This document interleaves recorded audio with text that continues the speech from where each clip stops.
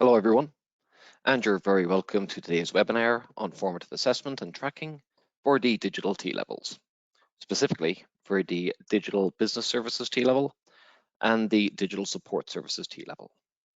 And this webinar will include content for both the core specification content and the occupational specialism as well. So the plan for today's webinar is just to begin with a quick introduction. And then we're going to look at formative assessment, what it is, some strategies, and then we'll look at some specific ideas that could be used for digital T-levels, suggestions on how to track students' progress, the resources and support available to you for your delivery, and then finally to address any questions that you may have. So just to begin with a quick introduction. So my name is David Kiernan and I work in the provider development team at NCFE. And I support providers with the delivery of our qualifications, understanding the structure, the assessments, and anything related to teaching and learning, as my own background is also in teaching as well. My direct email is shown on screen, but if I'm unavailable, then we do have our general team email address, provider.development, so please use that if I'm unavailable. And today's session as well is being recorded, and you can download the slides I'm using from the handout section of the GoToWebinar control panel. And you should also see a question box there. So please, throughout this session, any questions that you have, do type them in there and please submit them as we go, because we'll be stopping at different points just to check if there's any questions that have come in. So what we're going to begin with, just an overview first of what is meant by formative assessment. But first, just what is it that comes to mind when you hear the term formative assessment? So you can either go to slido.com and enter in that number, scan that QR code, or I'm actually going to put a link directly into the chat, so this should pop up for you all as well. So you can click directly on that link. Just what words, terms come to mind when we think of formative assessment? So again, just won't give you too long on that, just a couple of minutes. Okay, just going to leave it there, just those few quick ideas. So I'm guessing someone meant to put in progress for that one. So assessing the skills learned so far, seeing what their current stage is at. Excellent, some good suggestions there in terms of formative assessment. So what we're going to do is I'm just actually going to look at a few different definitions. And the very first example there demonstrates the need for assessment to take place as the learning is happening. So that even was mentioned there, like the skill level they're currently at. So it has to be as the learning is happening. And this reinforces the need for the activity to be ongoing and explains how it differs from summative assessment. And that second example brings in the range and variety of methods teachers can use. And I think that this is also really important. Because if we over-rely on the same assessment method, this could demotivate our students and also disadvantage some, depending on their preferred learning style or their support needs. And the final example brings in the need for the assessment activities to be contextualized, which is important, but also used to assess our students' characteristics, which I think is an interesting point, and it applies a more holistic approach to formative assessment. And I also think that a reference to it taking place at several times during a course refers to those more formative assessment activities. So I would suggest that formative assessment takes place extremely regularly anyways. Probably in every contact we have with students, in a more informal context, there's for formative assessment, but it's useful as well to have some formal points of formative assessment as well. Now, formative assessment, though, is only actually formative, really, if you do something with the information that you learn. So we can find out information about our students' achievements, how they're performing, what weak spots they have. But if we actually don't do anything with that information or put any actions into place to help them succeed, or don't change our teaching practice, then it's not really formative in that way. So when you find out the information, it's really important to actually act upon it. So even summative assessment methods, like in the topic tests, can actually have formative information there for you to collect and act on as well. And if we picture the learning journey was a mountain to climb in order to reach the top, then ideally it would be a nice direct path with us delivering and doing the teaching, students learn and making progress. Unfortunately though, things are never that simple because students will all have different journeys as we teach them. And they may find some areas and elements easier than others and will make steady progress. Most students though are going to find some topics, concepts, skills, etc. more difficult than others and can take longer to fully understand them. And we need to ensure that we are tracking their learning through those formative assessments, putting interventions into place to support the students and reviewing the impact of our interventions as well, to ensure the students are actually back on track to actually reach that summit. So what we're going to do, I'm just going to check if there's any questions first. We're going to have a look at some different formative assessment methods now.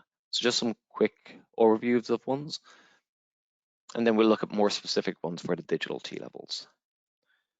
First, undoubtedly, you've all been using some different formative assessment methods with your students on a regular basis.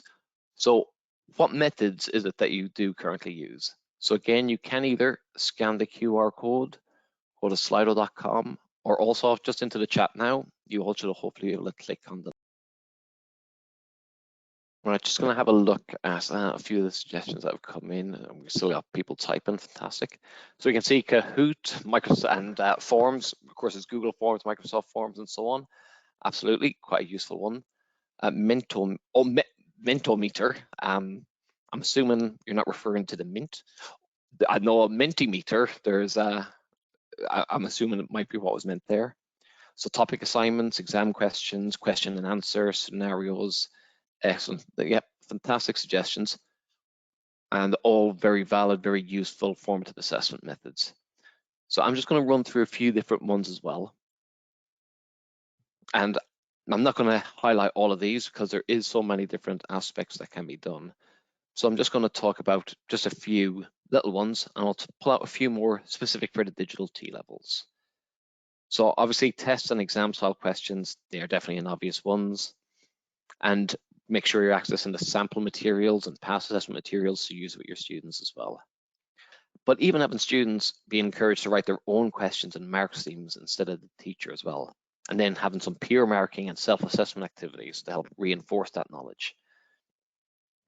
Now, I did see scenarios, case studies, and so on coming up as well. Absolutely brilliant. We're going to be doing some different ones regarding that as well. And that can even link in having students do presentations on different aspects. So very useful practice, especially for the digital business services, where they will have to present their presentation, or even in digital support services where they do the interview and being able to have that confidence to speak and show an active listening. So doing role plays and aspects like that, very useful. And a few interactive ones on there as well. So Kahoot was mentioned there as well, Forms. One personally I like it, which is, and Mentimeter as well, or Mentometer. I was just putting the poll. So we have Mentimeter, but one I like as well is Flipgrid. It's a little video platform, which is really useful. So for example, you could set an assignment, a little task, and students respond with a video to what that might be. So let's say you set a task through Flipgrid for, if it's digital business services, ask your students, show me your favorite Excel hack. So what's a little tool or shortcut they use in Excel? They actually just record a video of them showing it, and that's it submitted then. And again, it's like with other things like Instagram or TikTok or things like that, filters and so on could be applied to the different images, so it can make that a little bit more interactive for students. And if it was digital support services, it could be, let's say the teacher's showing an error message. I got this error message. What settings do you think I should look at? Where do you think it may be coming from? So again, students just responding, going into these settings, look here and check this, different things like that, just to make it a bit more fun and interactive for students.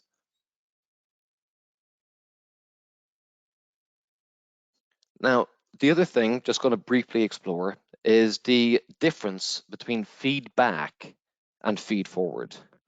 Now, these could be described as being linked to assessment of and assessment for learning.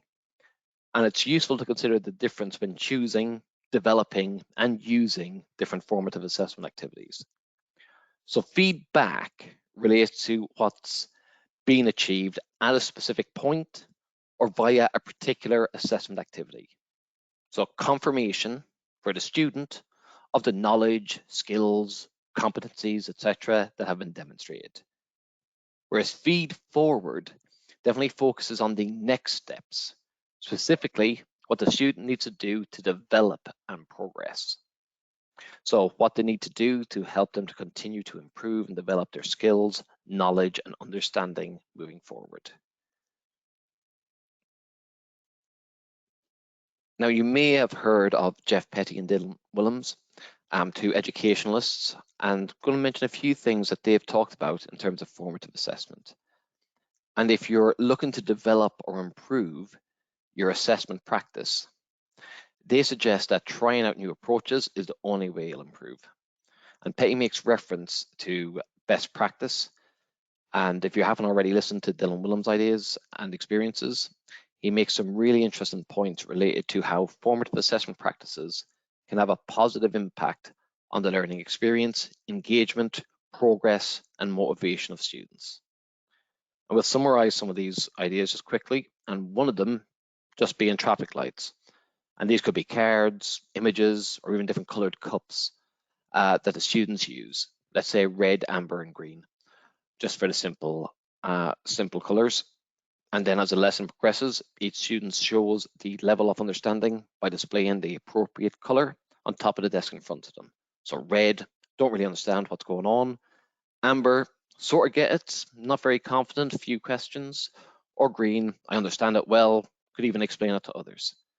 And then you can use that information to inform classroom activities. So say to a student displaying an amber cup, what don't you understand? And then getting a student with a green cup to be able to answer that student's question. Or even pairing students up. So red people, please come here. Those with an amber, find a student with a green and work with them for the next task. This way you can focus on the students who are red, who really didn't understand and were struggling more. And the C3 before me, this often refers to if students are working in class, how they could consult 3 other sources of information before going to you. So that could be going to checking the internet, checking a textbook, checking with another student, checking their own notes and so on, before actually checking with you as that final protocol. And this can help to build that autonomy, consolidates the understanding of all the students involved, and it removes the reliance on the teacher the whole time. So creating a bit more of a collaborative learning environment. And peer assessment to improve answers without a model or criteria. So students work individually on a practice exam, test, or quiz. Students work in groups of 3 or 4 and then share their unmarked papers. Students try to create and best composite answers from their individual papers. Groups share their answers with the rest of the class. So Dylan Willems' book on embedding formative assessment highlights best practice as including peer explaining and helping. So using student-led groups, as this leads to mastery learning, while the students set the targets. And he also suggests that teachers should activate students as owners of their own learning and as instructional resources as well for each other, whilst providing feedback that moves the learning forward. Now, that's a few of these different approaches. What we're now going to look at is some a little bit more specific for the digital T levels. So let's just have a quick reminder of the specification content that's actually going to be assessed and that you might need to keep track of. So we have the core component, teaching content, consists both of knowledge content and skills content. And the majority of providers have done this as their year 1 focus. So we have the 12 root core knowledge elements, and then an additional 3 that are unique for the digital support services pathway. Then we also have the skills. Core skills, they do vary depending on which pathway you're doing. So skills for digital business services are different from those from digital support services. And this core content and skills helps to lay the foundation that the occupational specialism content is built on, which has been the focus for year 2 for most providers. And these are the occupational specialisms available. So we have digital infrastructure, network cabling, and digital support being available for the digital support services T-level. And there is also a cybersecurities occupational specialism in development. And then we have data technician available for the digital business services pathway. Now, each occupational specialism has got performance outcomes, and these indicate which knowledge and skills are required to enable students to achieve the threshold competency in their chosen occupational specialism. So we have the 3 specialisms for digital support services, which all have 3 performance outcomes. And we have the data technician specialism, which has the 6 performance outcomes. And within the specification, there is additional teaching content broken into knowledge content and skills content for each of those performance outcomes.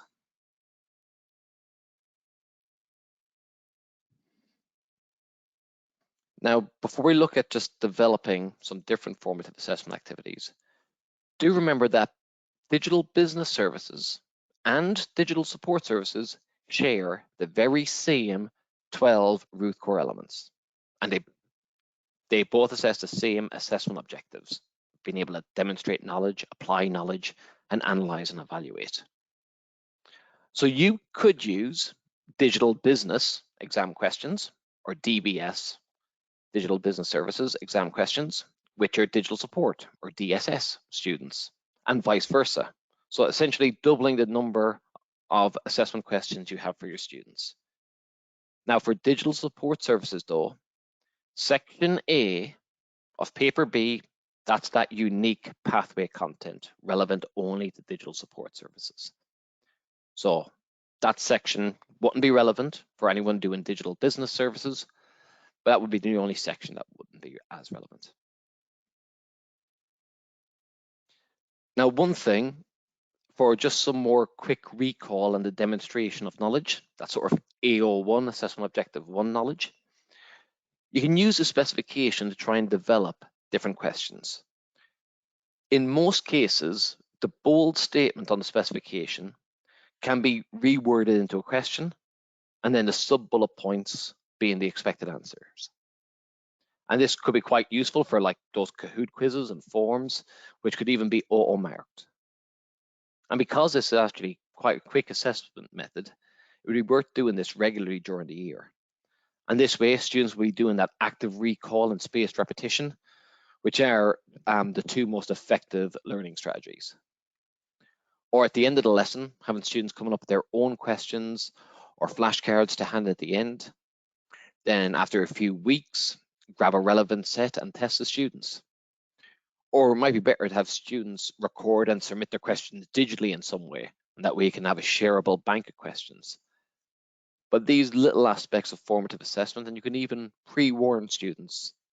6 weeks ago, we did about element 1.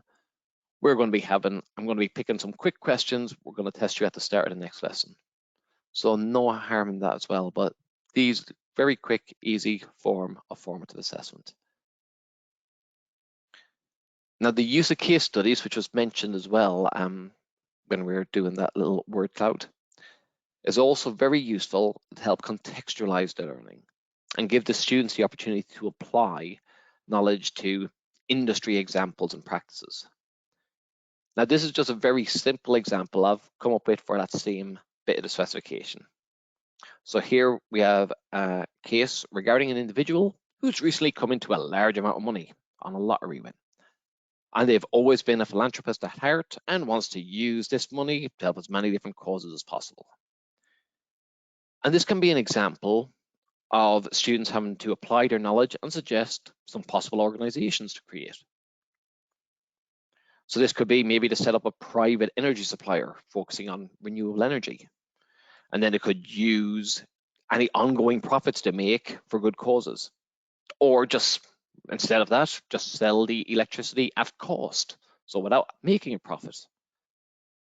Or a non-governmental organization, let's say advocating for educational reform, so that since one of those objectives is for higher education grants, so maybe something in terms of educational reforms, an NGO might help with that.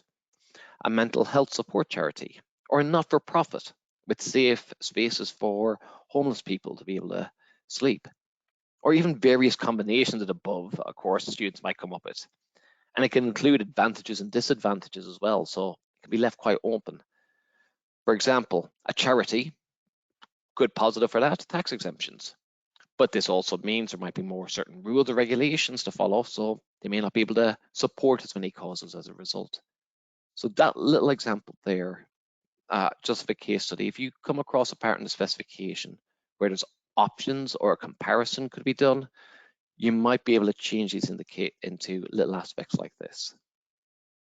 Now that's just if it was just a quick direct example, but this could even be expanded out further. So taking this very same case study of the lottery win, spanning this out further, and I could make it even a bit more digitally relevant. So let's say instead of just wanting to help homeless people, it wants to develop an app that food retailers and suppliers use to report food stock that they have in surplus and that's going to be going to waste. They report via this app to Deo's company. They arrange pickup of the food and redistribute it to free to those in need, for example. Or maybe in terms of education, a free artificially intelligent, so an AI-enabled tutor that could help provide one-to-one support to students who normally won't be able to access such support. So by expanding it out, it could allow other areas of the specification to be incorporated. So digital inclusion, equality, diversity, and inclusion, key factors that can have an impact on a business, or in these specific cases, like political factors, social factors. What about the sourcing some actual data to help prove any conclusions they make? For example, I've gone on to Ofgem's website. Here's a chart I've shown that just went on, and it just shows the profitability of renewables versus the profitability of conventional means and nuclear means for energy producers. So that could be used as an argument. Well, it's profitable if you did set up an energy company. So different aspects like that. And again, if it went a bit further, this could be a chance for students to even practice skills too, such as their presentation skills. So for the one or two people on here who are doing digital business services, you could use and adapt the employer set project mark scheme for this presentation. So I've kind of laid it out there, how that could be broken down. Or similarly, for those who are doing digital support services, instead of making a presentation, ask them to put a project proposal together. So a project proposal, which organization type do you think it would be? Similar in a way to the digital support ESP task 3. So thinking about what headings they would put on it and so on. And as mentioned with the previous slide, because data can be incorporated too, I've got an example shown on here where we can see investment in artificial intelligence has increased annually, and a number of different scholarly articles on AI has doubled over the last 10 years. So if students were presenting this, they could talk about this AI-enabled app and showing that, well, there is more investment, it is something that's in development. So they could use different aspects like these to either support or even highlight risks as well. And this, where I got this from, is actually a very useful website for data, especially so if you are doing digital business services and want more data and so on. It's called ourworldindata.org. So this project is actually by a charity, Global Change Data Lab, and their purpose is to advance education and how global living conditions and the Earth's environment are changing through the production and maintenance of like public online resources, and pulling these data as well together to show this. And quite an interesting one is technology and innovation changes. So it shows like graphs showing the adaptation of different technologies, even like certain smart speakers, and even from the vacuum cleaner showing how they have changed over time. Now, another thing to help you out with this is just to save you a bit of time as well, is trying to change or make amendments to any of the current resources we have available. So on the screen right now, I've got the Digital Business Services sample ESP. And on this scenario here, it's asking students to make an entity relationship diagram. Now, in some cases, you could be able to adapt this and make it a data flow diagram instead, because that's generally what students will be asked for here in this case, either one or the other. So while this data flow diagram may not be highly detailed, and you could again leave it a bit more open-ended or put in restrictions as you want, and just see what students actually come up with.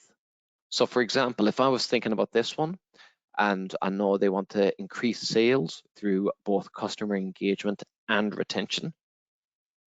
So let's say we have a customers whose shopping cart information then enters their customer engagement and retention process.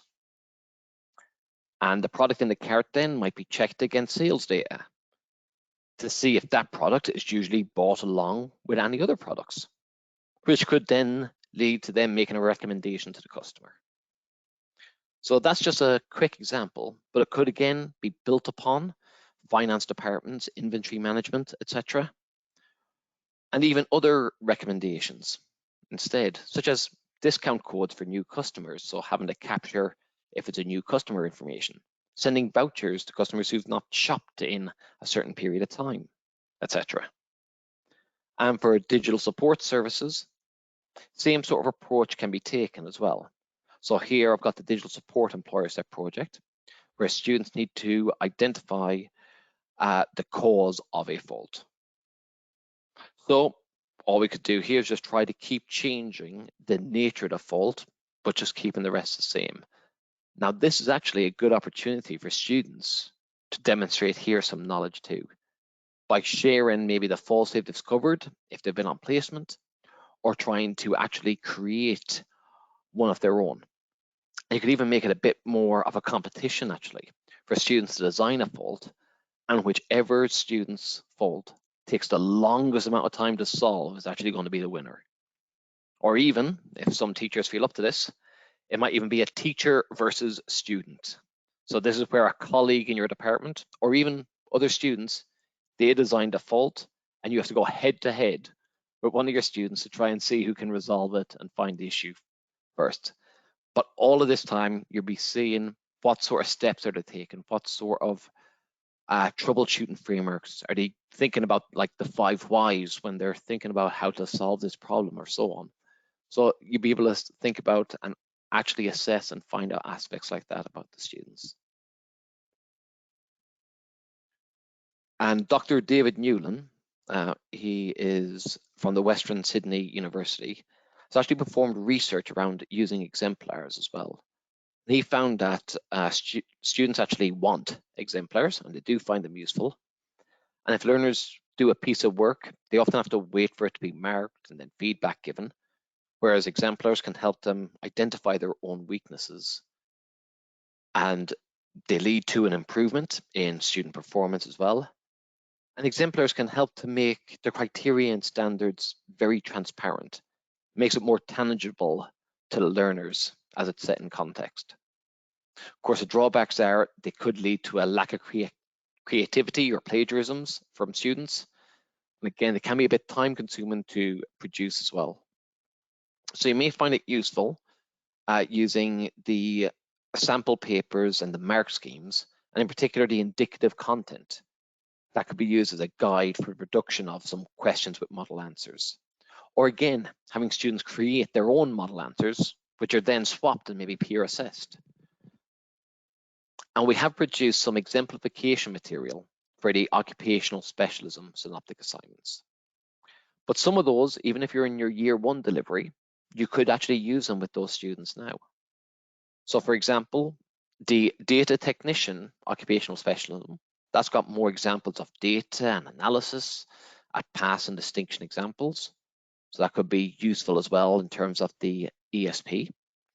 And similarly, the network cabling, occupational specialism, I think it's assignment 2, that has an example of a test plan at a pass and distinction. So again, might be useful for the digital support services employer set projects.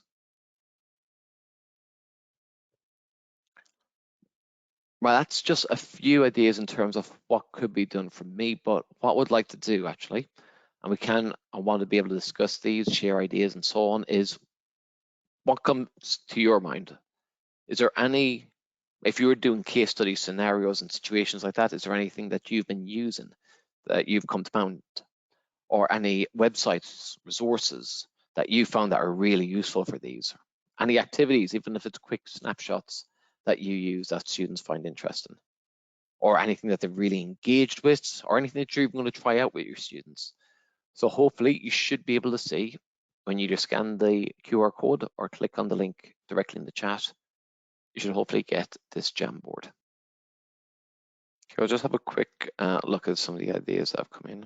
I'll have to make a few of these a bit bigger here. So a few different ideas here. So create a business scenario and ask the students to create and present their ideas. For example, I was given a made-up company and had to evaluate the use of data and analytics. Good. Particularly useful for developing confidence presenting skills and explaining them. So we have give students a list of different Linux distributions. Their task is to summarize their pros and cons, say which would be best for production security desktop. So use fault finding on PC to produce test plan, link to root cause analysis theory, good, linking into the theories. Evaluate a day at the work placement using one of the reflective models. Absolutely, you have those 3 good skills, yeah. Placement, a day in the life of presentations. Year 13, mentoring year 12 for some of the interview practice. Students to set up and configure their own workrooms, so with restrictions on network access. I'm not sure, I have no idea what Wireshark is myself, but hopefully some other people heard this. And for network traffic analysis. Fantastic, thank you all for sharing those ideas. So just going to go on to the last main part of this, which is in regards to actually tracking students' progress. Is that the very first sittings of these assessments have just happened in the summer, and another sitting actually happening now, the autumn series, with the exam papers coming up. And these are the grade boundaries, so just from the summer 2022. And we have the grade boundaries for the exam subcomponent and the ESP. And I've just converted this into a rounded percentage just for easiness. So this might be useful if you're trying to assess students' current achievement and so on, where they are. It might be useful to use these grade boundaries just from, as they are the most recent assessment, just to get an idea of where your students are currently at. And again, just download these. We have the handout section on the Go to Webinar Control panel, so you can download the slides and this information. Now, when it comes to actually tracking students' progress, there isn't actually one singular approach. It's going to be whatever is going to work out best for you, depending on how you designed your curriculum, etc. Many different factors that would come into play. But one approach might be just via the different elements. And given students, if you assess them on root core element 1, just given that mark maybe as a percentage, so that you could easily use that to estimate a grade. And then as you build up these different formative assessments, you could take an average of them all, or even when it gets later on in the year, maybe just an average of the last few, just because they were the most recent, maybe more relevant ones. Or it might be done via the exam paper section instead. So that might be another way of tracking, because some providers have kind of divided the specification into themes based on these sort of sections. Or it could be a combination of both. So this is where connections might be useful. So where those relevant individual element assessments could be averaged and pulled into a second tracker to give an overall for the different exam paper sections and so on. And then when it comes to that's for the core knowledge.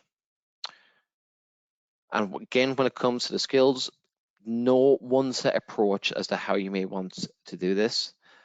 And the skills, remember, they do vary as well, depending on which pathway you're doing. Common examples are like communication skills, working with stakeholders, risks and mitigations, and so on. So if you were just using the core skill headings, that's absolutely fine. And you might find it easier because it's skills to find a RAG rating system of red, amber, green, a bit more easier to monitor students' progress and so on. You might want to actually track students based on the type of tasks that they're likely to encounter on the employer set project. So if it's digital business services, it might be things like project management tools, so Gantt charts, PERT charts, and then other task evidence like the entity relationship diagram, data flow diagram, etc. And then similarly for digital support services, it'll be things like a test plan, troubleshooting guide, being able to write a formal and informal emails. So with that, for that technical and non-technical audiences, so using those relevant terminology, being able to produce a project proposal, etc. And again, similar considerations when it comes to the OS. Again, no singular approach, but just some aspects that you might want to track it on, because this one often has more variation in how providers decide to deliver it. So it might be tracked via each performance outcome, or perhaps you want to break the performance outcomes into two. So performance outcome 1, knowledge content, performance outcome 1, skills content, as an example. Or if you've actually designed your curriculum into themes for the OS as well, by mixing and matching the content from different performance outcomes, then it's probably going to be easiest for you to actually deliver and track via those themes as well. If you're delivering via those themes, you might want to track via those themes as well. Or again, in terms of, it might be useful, just like with the ESP, to track students' performance on tasks that are going to be similar to those that they're actually going to face in their occupational specialism assignments.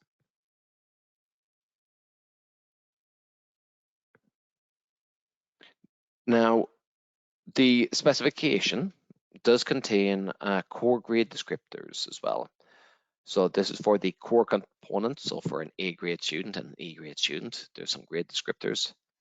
And for the occupational specialism as well, there's descriptors for what a pass student and distinction student should be able to demonstrate and show. Now, the reason I mentioned this is you might want to look at these if you wish to provide a grade to students for their occupational specialism assignments. By using these grading descriptors, that could be an approach you could take, because at the moment we don't have any grade boundaries for these assignments. The reason being is they have not yet been set. So in 2023, they will be set for the very first time. So it's probably easiest to maybe look at some of these descriptors and apply these to maybe larger pieces of work where you could actually see more of these being demonstrated. Of course, we have the occupational specialism assignments, mark schemes, the indicative content, and those exemplification materials as well, so the pass and distinction example. So that hopefully in conjunction with this can help provide some guidance on students' progress and possibly where they currently are in terms of pass, merit, distinction. And these can also be treated, the descriptors, almost like a checklist too. And it could even be utilized possibly for some peer and self-assessment tasks. And just one final aspect, if your students will be on placement, for example, or if they're currently on placement, even though NCFA, just one thing to be clear, have no part to do with assessment, or no part to do with the placement, excuse me. So it's not something that you report to us, it's DFE and Educational Skills Funding Agency requirements. But if your students are going to be on placement, you might want to use a skills booklet to monitor students' development of different specification content and skills while they're actually out on placements. And this way you'd have an idea of which areas are actually the strongest amongst your students, which areas they should be having lots of exposure to and are showing, demonstrating high skills on. And as well as that, instead of just the occupational specialism, Because what I've done with this is I've taken the occupational specialism skills and added into this booklet, but you could easily do it with the core content as well. Let's say DSS in terms of the P3.1 fault analysis tools. You get students to note when they've used things like system alerts, active or error logs, the live traces, dashboards, and so on. And actually, even doing this by itself can actually give students a bit more sense of responsibility for their learning and development, and giving students as well a chance to reflect. You'll have an idea which skills students might be stronger or weaker in, and again, you can use this formative information to help you have some focused lessons or sessions. So, as I said, just gonna finish off with the resources and support that's available. And as well, any final questions, please do get them in as well. So in terms of NCFE, our content team have developed and made available some example schemes of work, and have also developed and continuing to develop teaching resources as well to help with the delivery of the occupational specialism. And we do have essential resources which are free and additional resources which are available at a cost. And the resources do contain a e-learning resource or a e-learning presentation, activity sheets or home study sheets as well, which are interactive PDFs, session plans to accompany e-learning resources, and also there, that link in terms of the resources, that information sheet will let you know which sections of the specification our essential and additional resources will cover. So that's aside from us. Hodder have also produced a textbook for the core content of the digital T-level. And STEM Learning, an organization promoting education and offering support for science, technology, engineering, and maths disciplines, have pulled together free resources to support with the delivery of the digital support services T-level. But remember, because they have the same 12 root core elements, some of those resources could be used for digital business services students as well. So on our provider support page, there's many useful links, but one of them is going to be our upcoming events and webinars. This list is going to be updated very shortly, actually, with our new year events. And we do also have a dedicated digital T-level playlist on YouTube where you can view past recordings, and this one will be going on there as well. So in terms of key contacts, our customer support team, they're often the very first line of inquiry for different aspects like using the portal, registering students, and so on. But there is also a specific T-level support email address provided. As for me, I'm your contact for support related to teaching and learning, CPD sessions, and we also do arrange one-to-one consultation calls. They are available to discuss with you and your centre, your T-level delivery, preparing students for the assessments, curriculum planning, etc. And there are also our account managers that support centres with the business of delivering T-levels. They do have regular contacts with providers, and they found that singular port of contact quite useful. That is the very last thing. So I'm just going to one final poll just to see how confident do you feel just regarding formative assessment, tracking students, different ways of doing it, what to track, etc. So just again, same sort of questions, 1 being little to no confidence, 10 being much more. Okay, well, thank you. I think we got most of the votes in. Right, and still no one in the 9 to 10, but no one in the 3 to 4 this time. So everyone's actually, everyone's at least middling, happy, or higher in terms of this. Remember, any questions you have, please get them into the chat. We'll be remaining on here for the remaining few minutes as well. But if you are leaving now, if you don't have any questions, then please do grab the handouts before you leave and the slides. And there will be a short evaluation that pops up. If you have a chance to fill that in, please do. Want to make sure that we can provide you the correct support.